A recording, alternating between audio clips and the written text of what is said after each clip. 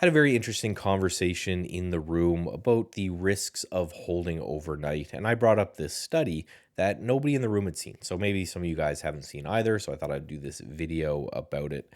And we're essentially talking about buying the open versus buying the close. And can we compare whether or not it's riskier to hold overnight over the long run, or is it actually riskier just to kind of hold intraday? Now, obviously, if you're trading intraday, you can do stop losses and all of these things, and overnight that becomes more difficult.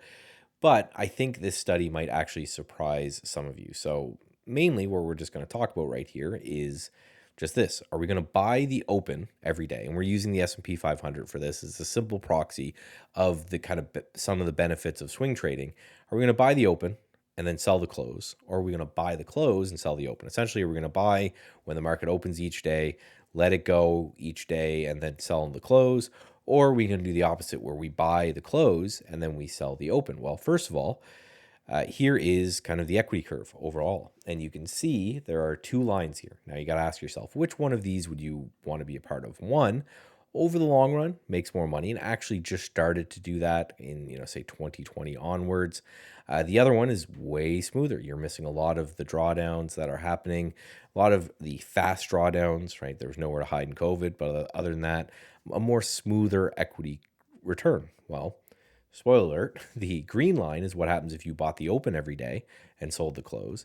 And the red line right here is the exact opposite. Now, again, there's no filtering mechanism to this. There's no, we're looking for certain indicators or anything like that. We're simply just buying every time the market opens and then selling at the end of the day, or we're buying every time the market closes and we're selling at the end of the day. This is to kind of show a point. And I think this chart does it as well, right? Open to close, we have a 4% year over year gain and then a 30% max drawdown. But buy the close and sell the open, we have a 3.5% gain. So we're not making about 1% a year compared to these guys. However, our risk is cut in half. So what is this telling us overall, and what is this kind of showing us overall as well? First of all, the risks of holding overnight, if done correctly, and you're spreading your money out into individual names and things like that, over the long run is pretty much negated. And the fact that most of the gains seem to happen in that kind of overnight window, the risk adjusted gains anyway, should tell us something as well. And if you think about it intellectually, it makes perfect sense, right? We're doing this in the S&P 500, which is also traded in the ES. So you could actually get this exposure overnight with stop losses and all of that. But for individual names, what are we being rewarded for as traders when we trade? Well, we are being rewarded for taking on risk. And the more risk we take on, the more potential reward we should expect to have. So by doing this, where we are kind of exposing ourselves to this overnight risk, it would make sense that in the long run, from this risk adjusted basis, we would do better. And that's what we've seen again through 20 years leading up to the kind of the last 5 years, we've done great. Also, things like earnings happen overnight, surprise events happen overnight. So it makes sense that most of the action, that's where it happens. So the question you need to ask yourself is, are you being afraid to hold overnight because you're being afraid of the risk? And then if so, how do you mitigate that? So the way we do that over at StatsEdgeTrading is we diversify across instruments and across strategies. So right, this right here is our swing trading systems. And what we end up doing is we run 3 different strategies. So sometimes we are playing pullback, sometimes we are playing mean reversion, sometimes we are playing momentum. And you can see each of the strategies is profitable with different return rates.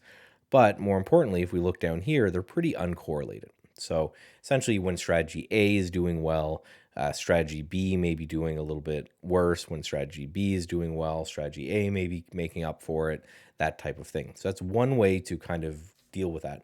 Then the other way is maybe you want to get some of this overnight exposure, but you're still a little bit worried about it. So you just do it smaller. You're holding or you're trading intraday large, and then maybe part of your account, you're coming up with some sort of swing trading strategy in order to take advantage of that. And if you want to learn more about that, again, you can go to StatsEdgeTrading.com. You can see right here, we have a free newsletter. We have 2 free courses that you guys can take as well. That signs you up for the free newsletter as well.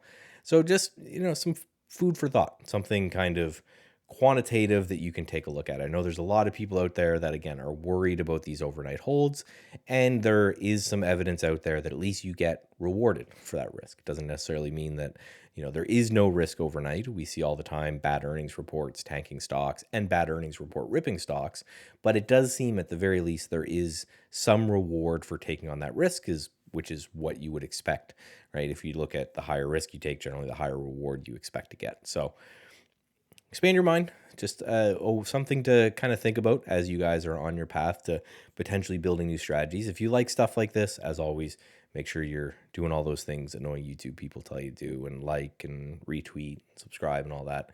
And until I talk to you next time, get away from the screens.